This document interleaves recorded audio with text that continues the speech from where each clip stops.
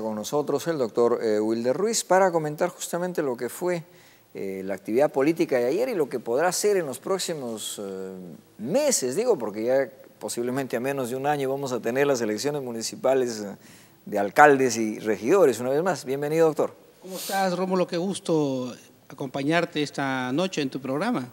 Bueno, es un placer, de hecho, hablar con la experiencia que tienes, uno aprende, y de hecho la primera parte sería, ¿cómo has evaluado este comportamiento el día de ayer del electorado?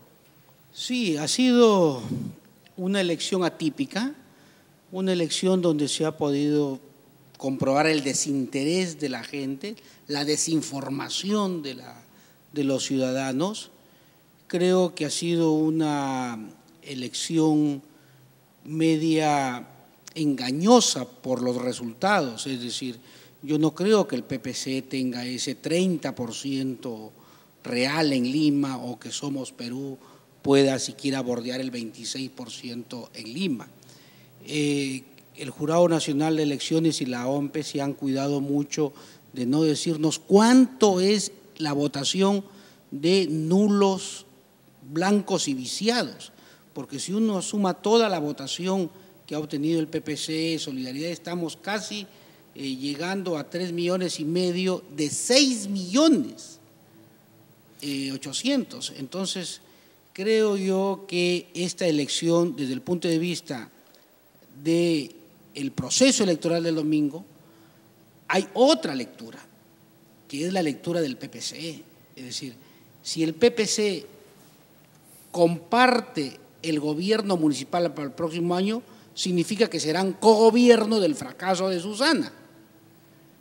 Pero si ellos van a una oposición desde el Consejo, significa que Lima se va a parar. Entonces, el PPC están ahora en una situación de o cogobernar con el fracaso de Susana o pararle administrativamente la ciudad. Ahora, pero entonces el cálculo que hizo el PPC, digo, desde el proceso de la revocatoria, no tomaron en cuenta lo que puede realmente repercutir políticamente en la carrera partidaria. Yo creo que sí lo evaluaron, pero primó más su sentido de ir a una elección para después ganar estas complementarias y controlar el Consejo. Bueno, ahora lo van a controlar, ahora no tienen ningún pretexto para decir, sí, efectivamente, tú has cogobernado con Susana, con el peor gobierno municipal. Entonces, esa factura de este aparente triunfo que ha tenido ayer el PPC, se la van a pasar los electores en la elección dentro de un año. Dentro de un año hay elecciones municipales y regionales y vamos a ver si el PPC puede recuperar esa votación que ahora han tenido 30%. Y Somos Perú, que tampoco tiene alcalde o candidato a alcalde metropolitano. Entonces, me ha sorprendido gratamente, por ejemplo, la alta votación de Siempre Unidos de Felipe Castillo, que ha bordeado casi el 10% de Lima, porque en toda la zona norte han estado solo ellos en campaña, pero no creo que vuelvan a repetir ese nivel de votos, ¿no? Ahora, de hecho, para luego hablar, digamos, la prospección, candidaturas sillón provincial 2014, sería interesante comentar el comportamiento del elector, porque se dice que así, concurrieron 5,153,000 según la información que difunden. De 6,400,000. De 6 millones, exacto. Entonces hay un primer, si se quiere, un primer número, ausentismo, y un segundo, que más de 1 millón de votos en realidad no son votos, han viciado el voto y han escrito muchas veces cualquier cosa. 1 millón de votos, sí. Casi la misma cantidad de votos que ha tenido el PPC. O sea, hay 30% de gente que ha viciado efectivamente el voto. Entonces, más el millón que no ha votado, hay 2 millones menos de personas. Esas personas, cuando en la próxima campaña estén, por decir, los partidos grandes, sí van a votar. Es decir, cuando esté Lucho Castañeda en campaña, creo que Keiko va a presentar candidato, cuando esté Curi en campaña, cuando esté la candidatura de Belmont, cuando esté la candidatura del propio gobierno. Entonces, ahí creo yo que los porcentajes van a cambiar enormemente, ¿no? Ahora, mirando lo que va a ser el escenario 2014, de hecho, son posibilidades, todavía no nada claro, excepto del alcalde de La Victoria, que ha puesto algunas... He visto su propaganda. Alguna propaganda. Sánchez Escorbe. Sánchez Escorbe. Y bueno, Ricardo Belmont, que también ya tiene alguna propaganda. Al parecer, Felipe del Castillo también estaría trabajando, intentando para He visto también unas pintas de orden del partido de Antero Flores Arao, que estaría llevando a Curi por la parte sur de Lima, ¿no? O sea que ya hay algún... El propio partido de Acuña Peralta, Alianza para el Progreso, que también estaría participando, ¿no? Es decir, estaríamos aproximándonos a 8, 10 candidatos que ya están haciendo apariciones. Y quizás hasta 12, pero claro, con un primer pelotón arriba, liderado largamente por Lucho Castañeda, creo que podría entrar ahí a ese pelotón un poquito por debajo Alex Curi, Belmont, creo que esos tres, y por supuesto Susana, que va a ir a la reelección. Creo que ahí se configura la tabla de los punteros, por decirlo, pero con un puntero que ha sacado gran porcentaje Lucho Castañeda. Y de ahí ya vienen todos los intermedios que podría considerarse Salvador Heresi. Me dicen que Allinson, el candidato de Magdalena, también quiere ser candidato, alguien de Acuña Peralta, y después ya cerrarían todos los espontáneos que siempre hay en una elección, ¿no? Ahora, cuando nos referimos a Lucho Castañeda, estamos hablando desde la consideración, digamos, de un burgomaestre que salió con el más alto porcentaje de aceptación al dejar el cargo, ¿no es cierto? Sí, claro, y es que, mira, desde la época de Belmont creo que hizo una muy buena gestión comparado a los alcaldes que venían atrás. Y después vino Andrade, que hizo un gobierno creo que mejor que el de Belmont. Y de ahí vino Lucho Castañeda, que fue un buen alcalde y creo que hizo mucho más que Andrade. Entonces, la valla que habían dejado Lucho, Andrade y Belmont cada vez iba siendo una valla mucho más alta, que al encontrarse nivel de eficiencia, de obras, de trabajo, Susana Villarán no pudo estar al nivel del reto. Por eso es el fracaso de Susana, porque la gente compara la obra dejada por los anteriores alcaldes versus la obra de Susana. Entonces, por eso Lucho, que creo que todavía está muy fresca en la memoria de los ciudadanos, tiene la primera opción, ¿no? Claro, de hecho, cuando uno recuerda dice, bueno, a ver si miro desde la época de Jorge el Castillo, ¿de qué me acuerdo? La verdad es que no recuerdo.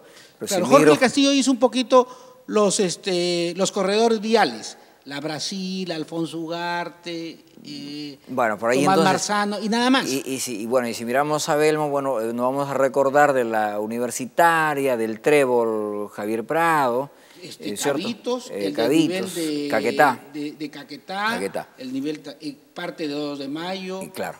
¿No? Y don Alberto Andrade, recordar un poco, ordenar, por ejemplo, de las calles, ¿no es cierto? Que hubo la capacidad de sacar el mercado central, ahora Febacel en Independencia. Claro, los ambulantes, reformó la Plaza de Armas, la Plaza San Martín. ¿Recuerda? Limpió realmente, ¿no? Porque era una cosa horrible. La vía expresa de Javier Prado. Ajá. ¿No? Y después ya venimos con Lucho, que está su obra todavía muy fresca, ¿no? El Metropolitano, el Hospital de la Solidaridad, las escaleras. La vía expresa de Grau. Las losas deportivas. Las losas deportivas. Y una serie de desniveles, Javis, por ejemplo, ¿no? Es decir, una serie de obras. Y que ya deja estructurado prácticamente varias de ellas que se está obviamente ejecutando, claro. Y Susana llega y para la obra, por decir, ¿cómo es posible que haya parado la construcción del túnel que une la zona norte con San Juan del Lurigancho?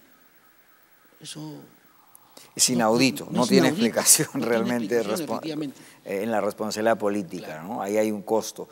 Ahora, de hecho, mirando lo que va a ser el 2014, algunos cambios tendrán que darse en el discurso político. No creo que vaya a continuar, digamos, con las mismas formas y sistemas. Eso es clave. Mira, Una de las cosas que va a experimentar la política peruana es que el 55% de los peruanos en promedio es clase media. Y en Lima la clase media es casi 62%. Y solo hay 25% de pobres a nivel nacional y 15% de pobres en Lima. Por lo tanto, el estilo de hacer política el 2014 ya no va a ser el regalar cosas. ¿Por qué? Porque es una clase media informada, es una clase media que toma con conciencia su voto y va a decidir entre las propuestas de un alcalde y las propuestas de los políticos, porque los pobres, por el bien del país, ya no son mayoría y por lo tanto ya no decide un alcalde y menos un presidente, lo cual eso está muy bien. La clase media se ha incrementado y es una clase media informada, que consume, que tiene su trabajo, etc. Esa va a ser una de las principales características de la política peruana. De hecho, lo comentabas que habrán otras formas porque ya la clase, digamos, del tejido poblacional no solo ha crecido en número, sino también en calidad, en formas de ser, pensar y actuar, ¿no? Esperemos que sí, porque según las últimas encuestas y los últimos estudios de mercado, el Perú, producto de su crecimiento económico, ha ido incorporando y formando un sector de clase media que en promedio para todo el Perú es más o menos 55%. Hay, por supuesto, todavía regiones como Huancavelica, Ayacucho, Apurímac, cuyos niveles de pobreza están todavía por el 50% de la población de esos departamentos, incluidos incluso Cajamarca. Cajamarca, que con toda su riqueza tiene unos niveles de pobreza casi del 45%, pero Lima metropolitana en promedio está casi solo en entre 14 y 16% de pobreza, lo cual significa que hay un grupo de gente numerosa de clase media informada y esas personas no votan solo por el regalo que da el candidato.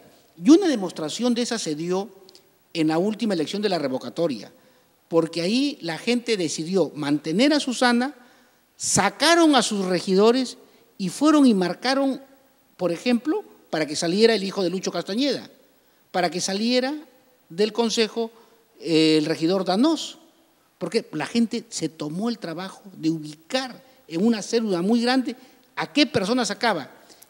Fíjate, Rómulo, y por primera vez en el Perú se dio el caso de que Comas, Caraballo, San Juan del Lurigancho, San Juan del Miraflores votó casi idéntico que San Isidro, que La Molina, que Surco.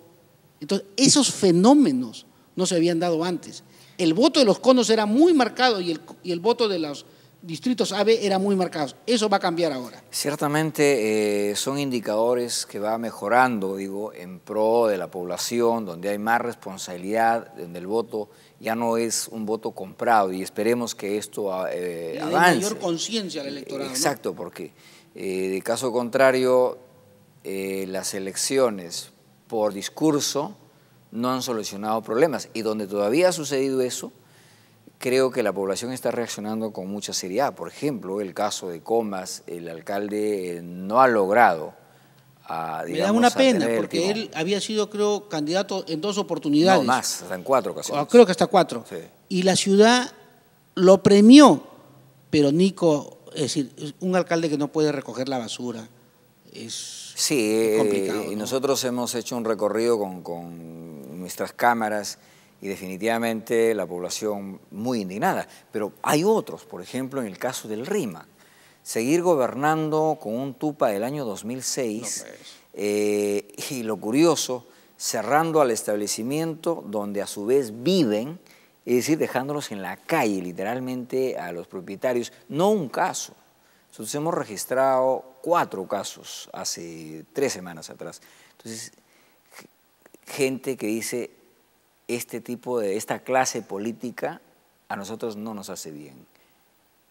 Esos cambios seguramente se van a ir viendo en varios. Pero claro, porque fíjate, la gran ventaja de tener un emprendimiento, por decirlo de una manera, una nueva clase empresarial, una nueva clase de peruanos que con su esfuerzo sacan adelante, significa que los alcaldes van a tener que ser unos promotores de inversiones para sus distritos.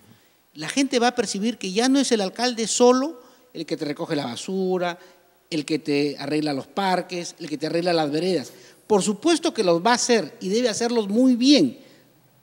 Barrer las calles, regar los parques, recoger la basura. Eso es una cosa elemental que tiene que hacerlo muy bien. Pero además, el alcalde tiene que ser un promotor de inversiones. Es decir, para que a su distrito lleguen gente que invierta y que a su vez unas determinadas zonas de su distrito pueda la gente sentirse seguros, sentirse con agrado de vivir en ese distrito, de ir a dormir a ese distrito con agrado, con seguridad. Entonces, es un alcalde que tiene que tener unos conocimientos de gerenciar una ciudad. Ya no es el cualquier político que se aventura y gana y después es un desastre. Has tocado dos puntos que son fundamentales. El tema de la seguridad, que hoy por hoy está, digamos, en el Ejecutivo, en el Legislativo, en los gobiernos regionales y municipales, pero no logramos encontrar definitivamente el control que se debería tener. Y el otro tema, ciertamente, es el desarrollo económico. Porque claro, si le pides al vecino que tribute, como en consecuencia es una responsabilidad de tributar, pero si no sabemos y no le damos las posibilidades de que se desarrolle, definitivamente claro, es complicado hacer caja. Como siempre se decía, del cuero salen las correas. Exacto. Es decir, por eso los alcaldes tienen que ser unos alcaldes que tengan la previsión de su desarrollo económico, de su plan de desarrollo, su plan metropolitano. Es decir, los empresarios y los microempresarios tienen que saber que en el futuro estas serán las cuadras, las manzanas, el área del distrito donde empresarialmente se va a desarrollar. Y también la gente tiene que tener toda la información de saber que en el futuro estas áreas van a ser de viviendas, para que al costado tampoco no terminen poniéndote una discoteca, pues no. Ese es el orden. Justamente lo que se necesita es autoridad. Lo que se necesita es el ejercicio de la autoridad para poner orden, pero de hecho con equidad. Claro. De hecho con equilibrio para el crecimiento y desarrollo de la población. Entonces, ahí hay el punto del gobierno regional en el caso Lima. Desde tu evaluación, ¿se ha notado que se ha actuado como gobierno regional? No, pues porque cuando se hizo la descentralización a Lima le dieron un trato especial. En Lima, yo sí creo que debería haber un presidente de gobierno regional de Lima Metropolitana, elegido con presupuesto y con competencias. A Lima Metropolitana, al alcalde le han pasado una serie de funciones y competencias, pero no presupuesto.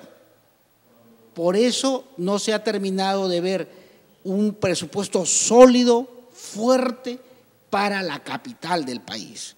O sea, ¿en qué momento actúa como alcaldesa y en qué momento actúa como presidente de gobierno regional? Eso está en el limbo, eso falta normarlo. No se decidieron ir a una pauta. Por ejemplo, Lima Metropolitana debería limpiar los cauces de lo que le corresponde del río Rima, del río Chillón, pero no tiene partidas. Eso lo sigue haciendo un poco el Ministerio de Agricultura. Es decir, las canteras que están a los costados de los distritos de Lima, las canteras no metálicas, ahí todavía hay una cosa que no se sabe si lo decide el Ministerio de Energía y Minas o lo decide el distrito o lo decide Lima, porque las funciones y competencias no están todavía claras. Yo recuerdo que Lucho Castañeda le dijo a Toledo en esa época, porque yo era regidor metropolitano en ese periodo, le dijo, muy bien, dame las funciones y las competencias que yo lo hago, pero dame el presupuesto, porque le quieren pasar a Lima una serie de funciones y competencias de gobierno regional sin la debida partida presupuestal, y eso no puede ser, ¿no? Ciertamente. Bueno, mi querido amigo y doctor Wilder Ruiz, esperamos contar con usted seguramente no una vez, sino varias. Conversaremos. Yo encantado, Rómulo, de que me vuelvas a invitar a tu programa y sobre todo un caluroso saludo a todos tus televidentes, ¿no? Muchísimas gracias. Gracias. Vamos a una breve pausa y regresamos con la entrevista al presidente de Sierra Exportadora, al ingeniero Alfonso Velázquez, quien explica sobre el premio a los alcaldes productivos a llevarse a cabo el 29 de este mes con la presencia del presidente del Consejo de Ministros.